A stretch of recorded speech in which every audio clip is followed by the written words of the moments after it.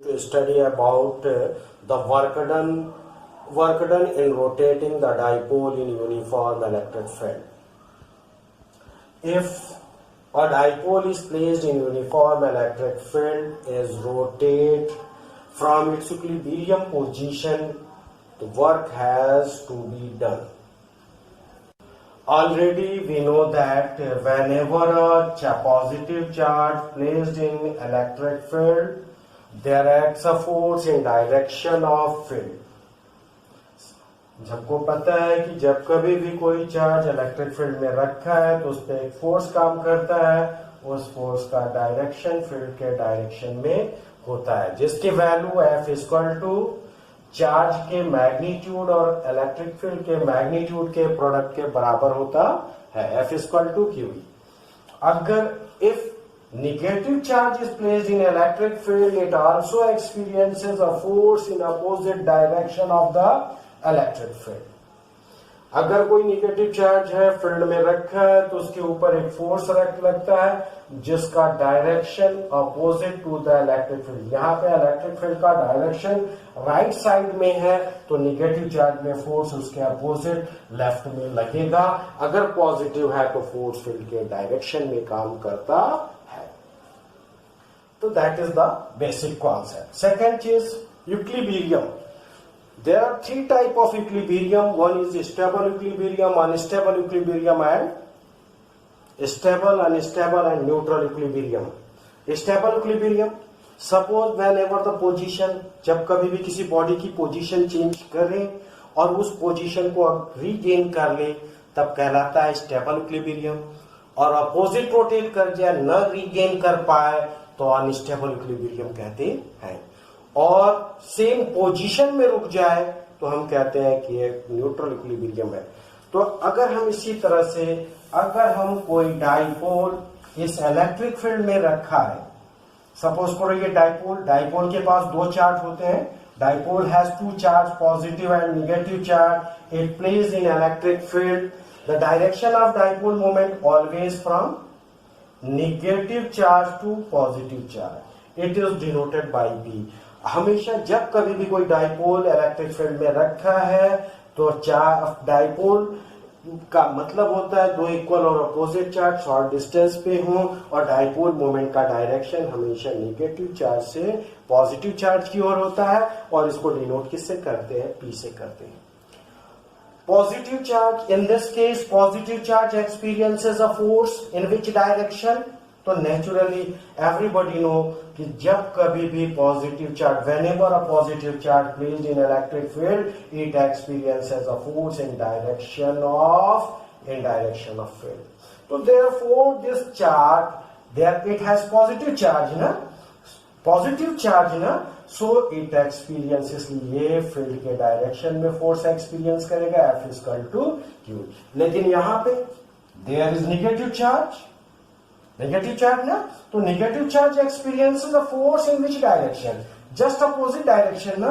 So its force acts in which direction. इसमें जो force काम करेगा ये फील्ड का डायरेक्शन है तो इसका अपोजिट कौन होगा? यही होगा ना. तो ये F इक्वल टू QE इधर काम करेगा. अब स्टेबल कब होगा?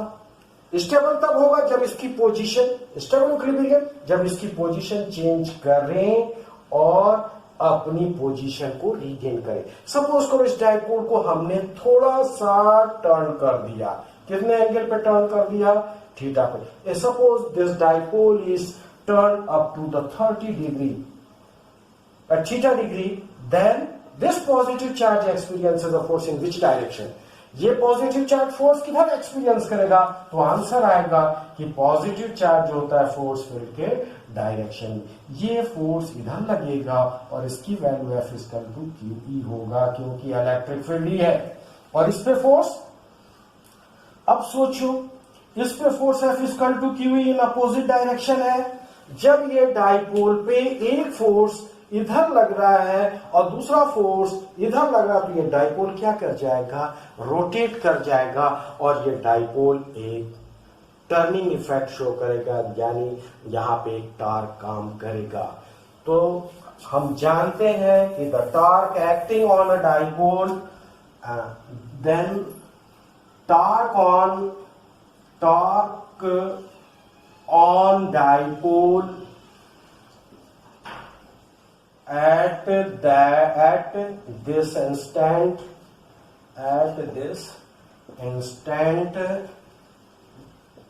tau is equal to, everybody know, PE sin theta. You have studied in first chapter. हम पहले चैप्टर में पढ़े हैं कि tau is equal to P sin theta, P sin theta. और हम जानते हैं क्या है, यहां पे दो तरह के मोशन होते हैं। कौन कौन से? एक होता है लीनियर मोशन और दूसरा होता है rotational motion. Rotational motion RM is rotational motion, LM जो है लीनियर मोशन कहलाता है। इस दोनों में डिफरेंस क्या है? यहां पे जो काम मास करता है, यहां पे वही काम मोमेंट ऑफ इनर्शिया करता है। यहां पे एक्सीलरेशन ए होता है तो रोटेशनल मोशन में एंगुलर एक्सीलरेशन ए होता है। यहां पे जो काम S करता है, S फॉर डिस्टेंस डिस्प्लेसमेंट, वो काम यहाँ पे कौन करता है? थीटा करता है। यहाँ पे F इक्वल टू M में होता है। तो यहाँ पे क्या हो जाएगा? अच्छा, F की यहाँ पे F जिसकी जगह पे F यूज करते हैं तो रोटेशनल मोशन में F का काम टॉर्क करता है। और अगर इसी तरह से हम W की बात करें तो W इक्वल टू क्या होता है? सब लोग जानते हो W इक्वल टू Fs। तो टाउ इक्वल टू क्या होगा? F किसकी जगह पे है? तो W इक्वल टू F की जगह पे कौन है? यहाँ रोटेशनल मोशन में F की जगह पे कौन है? तो टाउ है, तो W इक्वल टू टाउ। और देखो S की जगह पे रोटेशनल मोशन में क्या है? थीटा है, यानी वर्क डन इक्वल टू क्या हो जाएगा? Tau theta. ये टाउ थीटा जो है रोटेशनल मोशन में वर्क डन होता है। इसलिए अब हम लिखेंगे, सपोज करो इस टार्क को slightly infinitely small distance displace करें, एंगल डिस्प्लेस करें, तो वर्क डन कितना होगा? तो work done equal to tau theta. हम जानते हैं amount of work done, amount of work done to rotate small angle d theta, then W equal to tau d theta। और what is the value of tau? tau की value हमने क्या निकाला? तो answer आया tau equal to PE sin theta, PE sin theta। W equal to DW equal to P sin theta. ये हमारा work done होगा, जैसा कि हम फार्मूले में अभी प्रूफ किया कि W equal to tau theta होता है। टाउ की value P sin theta and D theta is remaining C। Now amount of work done, amount of work done to rotate, amount of work done to rotate dipole from angle theta 1 to theta 2।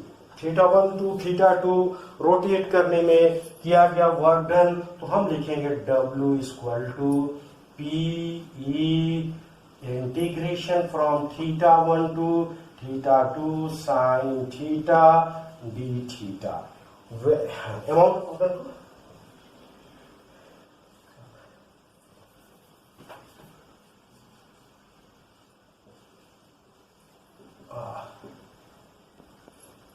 W equal to P from sin theta d theta, integrate from theta 1 to theta 2।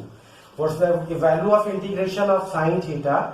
So everybody know the integration of sin theta is minus cos theta from theta 1 to theta 2. Putting the upper limit and lower limit, then W becomes minus PE upper limit. First in place of theta put the upper limit, yani upper limit is theta 2 and lower limit is theta 1, and whenever you multiply you will get minus, जब multiply करेंगे तो finally हम पाएंगे PE cos theta 1 minus cos theta. It is the work done to rotate the dipole in a uniform electric field. First case, first condition, suppose if dipole rotate from equilibrium position to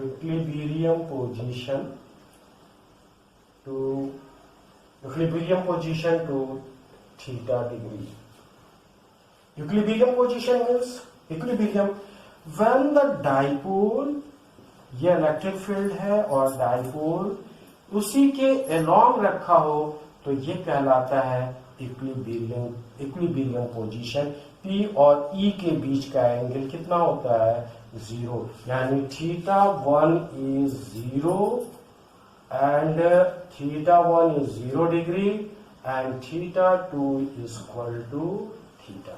Then W is equal to, so first P and cos theta 1 is cos 0 minus theta 2 is theta. It becomes PE 1 minus cos theta. It is very important formula. And if second case, if dipole is rotate from equilibrium to equilibrium position to perpendicular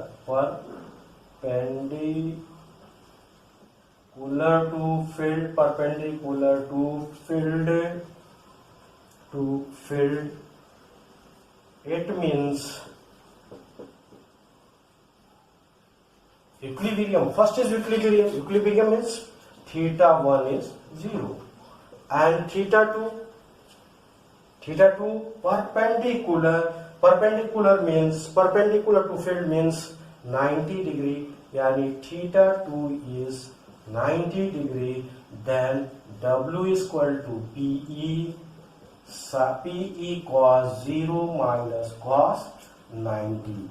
Cos 0 is 1 and PE cos 0 means 1 and 90 means 0. So W is equal to PE when the dipole rotate at 90 degree. Third case, if dipole rotate from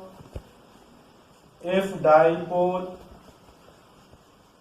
rotate from equilibrium position to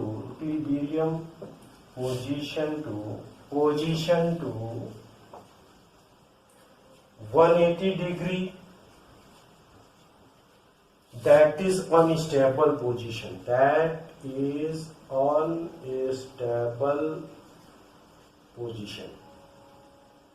Unstable position. In this case, theta 1 is 0 because it starts from equilibrium, and theta 2 is 180. Then W is equal to PE cos 0 minus cos 180. It is equal to PE 1 minus 1. W is equal to 2PE.